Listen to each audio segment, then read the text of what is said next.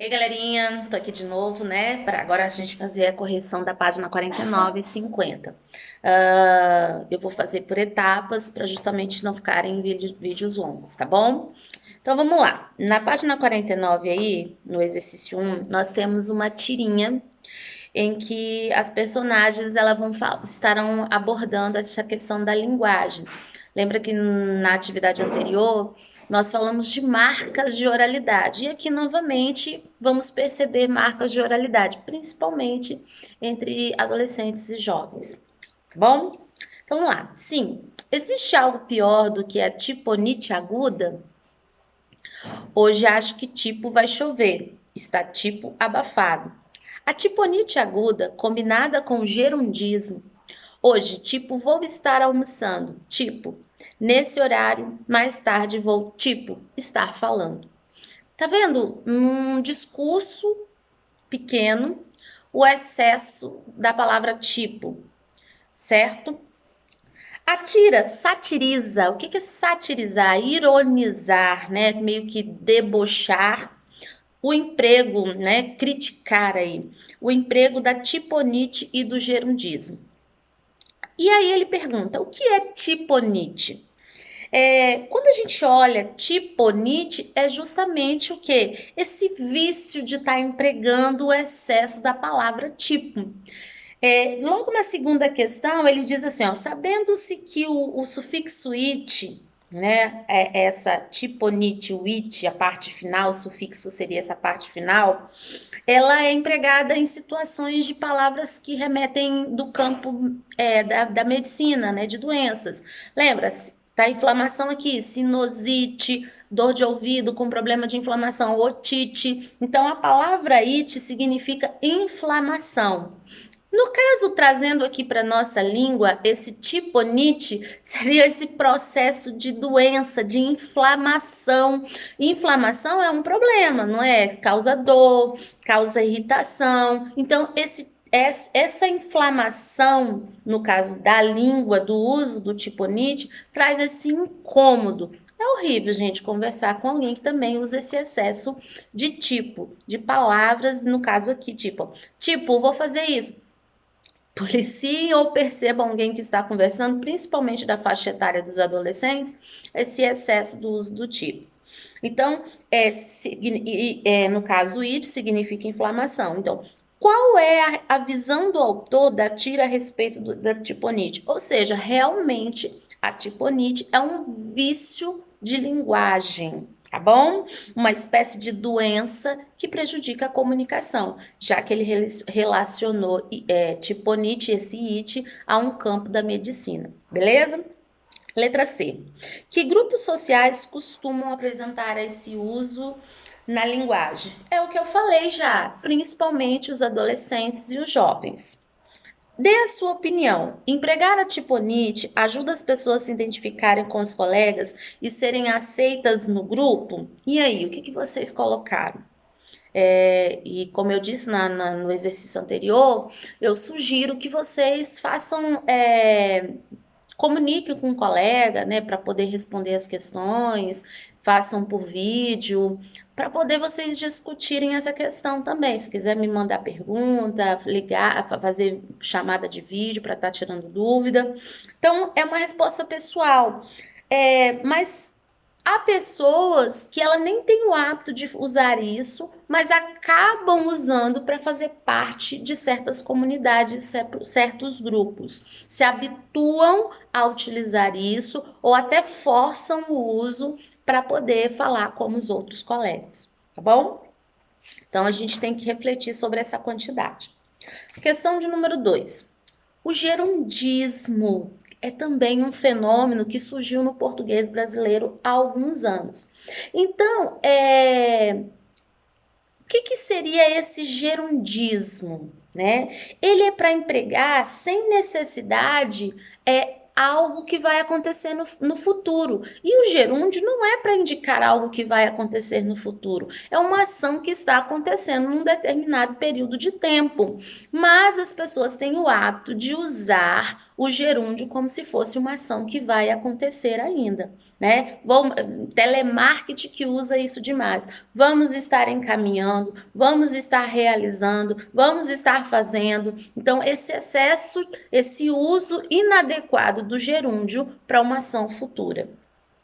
Em que casos o gerundismo pode ser empregado normalmente? É como eu disse, quando a ideia de continuidade, o gerúndio é quando uma ação ela está acontecendo por um determinado período. Exemplo, nós estamos estudando sobre variação linguística. Você pode até não estar estudando nesse exato momento, mas durante esse período, vamos supor, de 2 semanas, de 3 semanas, nós estaremos estudando sobre variação linguística. Então, o que você está estudando em português? Eu estou estudando variação linguística, ou seja, durante um período, uma ação contínua, nós estamos realizando esse estudo. Agora, para indicar ação futura, é inadequado usar o gerúndio.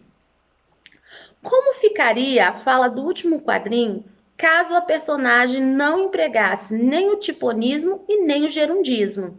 Então, como que poderia ficar? Hoje eu vou almoçar ou almoçarei nesse horário. Mais tarde vou falar ou falarei, tá? Vejam que ela usa o que, ó? Mais tarde vou estar falando, uma ação futura. Gerúndio não é para indicar uma ação futura, é uma ação que está acontecendo num determinado período de tempo, ok?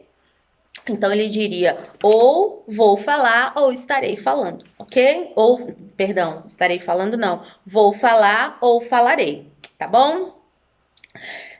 Aqui vejam que nós temos um anúncio, certo? E no meio um símbolo, né, do nosso trânsito aí. De um lado tem escrito farol, de outro lado a palavra sinal. E acima vocês vão ver a capa da revista Veja, e tem São Paulo e Rio. Aí ele diz assim: a respeito do anúncio, responda. Quem é o anunciante? Então, quem faz a divulgação publicitária dessas revistas aqui? Ó? A empresa. Não é exatamente a Veja, uma empresa publicitária que está fazendo a divulgação especificamente da revista Veja. Veja São Paulo e Veja do Rio, certo? Quem são os destinatários do texto? Destinatário é quem recebe. Quem vai receber essa mensagem? Quem vai receber essa mensagem que essa empresa publicitária fez?